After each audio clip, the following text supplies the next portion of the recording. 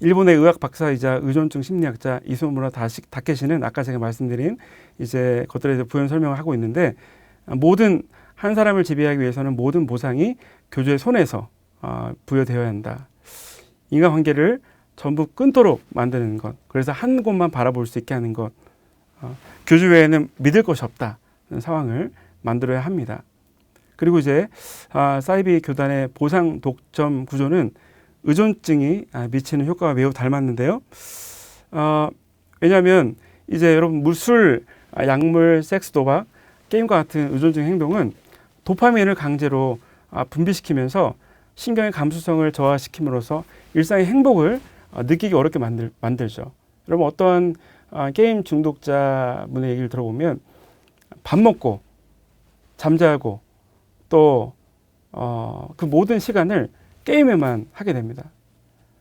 게임을 할 때만 즐거움이 있고 밥을 먹거나 누구를 만날 때에 어떤 그 행복을 느끼지 못하기 때문에 오히려 계속해서 중독으로 가게 되는 것이죠. 여러분 이런 종교 중독, 우리가 이제 게임 중독, 뭐 도박 중독 이런 것도 말하는데 종교에도 중독이 발생하고 이런 측면에 여러분들이 심리적인 요인들을 여러분들이 한번 살펴보시면 좋을 것 같습니다. 마지막으로 제가 시간을 제가 여러분들 온라인 강의이기 때문에 제가 30분 정도를 마치려고 해서 이 부분까지만 제가 이제 다루고 마치려고 하는데요. 이단에 빠지기 쉬운 부류의 사람들, 스티븐 아터반과 잭 펠톤이라는 사람이 있는데 종교 중독자들에게서 보이는 몇 가지 공통점을 발견했다고 합니다. 그에 따르면 어떤 사람이 이단 사이비의 종교 중독에 빠질 확률이 높은가 이렇게 제시해봤는데, 엄한 부모 밑에서 자라거나 학대받은 사람들, 실망 경험이 있는 사람들, 자존감이 낮은 사람들. 여러분 엄한 부모 밑에서 자라거나 학대받은 사람들은 흥미롭게도 자신의 부모와 자신에게 학대를 가하고 엄하게 다룬 부모의 성향을 가진 사람들에게 끌리게 된다고 합니다. 참 이상하죠. 엄한 부모 밑에 자라거나 학대를 가했으면 오히려 굉장히 친절하고 다정한 그런 사람들을 좋아할 것 같은데 그러지 않다는 얘기죠. 따라서 독재적인 성향을 가진 사람들에게 쉽게 굴복하는 심리적인 상태가 되고 만다고 합니다. 또 부모의 이혼을 경험했거나 부모로부터 버림받은 실망의 경험이 있는 사람들에게는 여러분 어떨까요? 또다시 버림을 받을까 두려워하는 마음이 있기 때문에 친구들에게 사귈 때도 그가 나를 버릴까 생각하는 마음이 크기 때문에 끈끈한 소속감을 제공하는 이 사이비 단체가 매력적으로 다가올 수밖에 없을 것입니다. 여러분 주요 이단 단체에 빠진 사람들에 관한 통계를 볼 때에 제가 흥미로운 부분이 하나 있는데, 수많은 이단에 빠진 사람들이 이전에 많은 경우 기독교 신앙을 가지고 있었다고 합니다. 여러분 이것이 우리에게 주는 시사점은 무엇일까요? 우리가 신앙생활을 하면서 교회 내에 있는 이와 같은 연약한 가정 배경과 또 심리적 상태를 가진 분들의 상처와 아픔을 충분히 품어주고 보듬어주고 주님 품으로 회복시켜주지 못했다는 책임에 대한 비판에서 저와 여러분들이 완전히 자유롭지 못하다는 것입니다. 여러분 특별히 이수정 경기대 범죄 심리학 교수는 사이비 단체는 삶이 척박하고 외로운 사람들을 공략한다고 말하면서 이 개인들에게는 어쨌든 간에 집단 생활하는 종교 단체로 들어갈 수밖에 없는 취약성이 있다고 말합니다. 사랑하는 여러분, 저 여러분들 그리고 우리 교회는 이와 같이 소외되고 외로운 사람들을 향해 환대와 친절을 베풀며 그들의 마음을 어루만져 주고 있는지요. 또 교회 내 중그룹과 사랑방과 전도회, 전도대 수많은 각종 소그룹 공동체를 소속감을 제공해 줄 수 있는 공동체로 유의미하게 세워지도록 저와 여러분들이 한 일원이 되도록 최선을 다하고 있는지요. 아니면 나와는 상관없는 일이라고 하면서 소극적으로 방관하고 있지는 않는지요. 그러면서 우리의 사랑방, 우리의 전도회, 우리의 모든 소그룹이 여러분이 이런 생각을 여러분들과 같은 생각을 가진 분들이 많아져서 덩치는 크고 모임 명단은 있지만 한 번도 모이지 못하고 삶의 아픔과 또 기도 제목을 나눌 수 없는 그런 공동체로 전락해버리고 있지는 않은지 한번 생각해 봅니다. 간절히 바라기는 오늘 강의를 들으시면서 생각나는 여러분의 마음속에 생각나는 외로운 한 사람이 있다면 여러분 반갑게 인사도 건네주고 그들의 사연 이야기를 여러분들 시간을 내셔서 들어주셨으면 좋겠습니다. 저도 제 신앙생활 중에 한번 되돌아볼 때에 제가 그 분당 송리고등학교를 졸업하고 제가 이제 총신대학교를 이제 가게 되면서 분당 우리교회를 제가 등록해서 신앙생활을 한 5년, 7년 정도 한 적이 있었습니다. 그때 제가 교회에 딱 가서 새가족 교육을 할 때 또 교육을 마치고 난 뒤에 물론 이제 새가족 우리 그 담당하시는 목사님과 또 우리 관련된 분들이 연락도 오시고 또 안내위원들이 밝게 환대도 해주었습니다. 그런데 제 마음속에 그 교회에 들어갈 때 아는 사람이 한 명도 없었어요. 그리고 교회 나올 때도 나를 그 누구누구 그 성도님 오셨습니까? 라고 하면서 한 분도 알아주시는 분이 없었습니다. 자, 그렇게 신앙생활하면서 제 마음이 너무나도 외로운 생각이 들더라고요. 하나님, 제가 교회를 이러한 사정으로 옮겼는데 또 하나님 나라를 위해서 더 이렇게 또 제가 훈련받고 하기 위해서 옮겼는데 너무나 외롭습니다. 너무 힘들고 심지어는 교회 나오기도 쉽지가 않습니다. 이런 마음을 하나님 앞에 기도하면서 아뢰던 중에 제가 갑자기 생각이 바뀐 것이에요.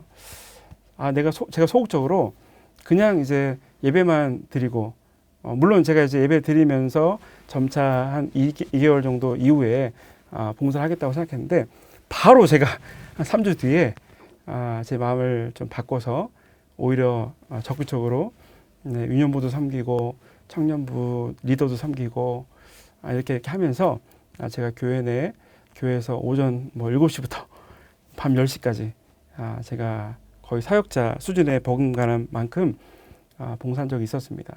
특별히 제가 이제 유년부를 섬길 때 제가 섬기던 그 우리 이제 학생들 중에 2학년 학생 중에 이찬수 목사님, 담임 목사님의 그 딸이 있었어요.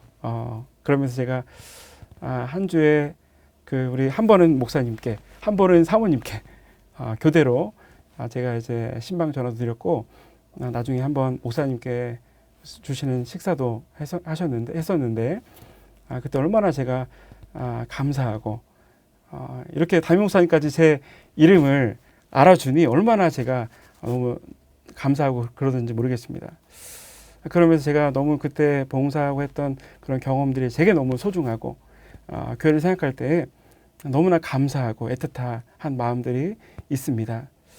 여러분, 이러한 공동체를 누군가가 여러분들이 신앙이 있고 하나님의 은혜를 받은 분들이 만들어 주기를 힘써야 하고 그리고 저와 같이 예전에 분당우리교회 처음 갔던 모습과 같이 혹여 그냥 사랑방 나오라고 사랑방에 참여하라는 우리 교구 목사님의 어떤 권유나 우리 순장님의 권유도 여러분들이 다 무시하고 다 듣지 않고 여러분들이 홀로 신앙생활을 하면서 할 수 있을 것처럼 생각하게 되면 추후에 여러분들은 어렵습니다. 왜냐하면 홀로 떨어져 신앙생활 하다 보면 외롭습니다. 그리고 고립을 당하게 됩니다. 그러면 나중에 어떤 문제를 여러분들 겪는다 할지라도 도움을 찾을 수 있는 분이 없어요.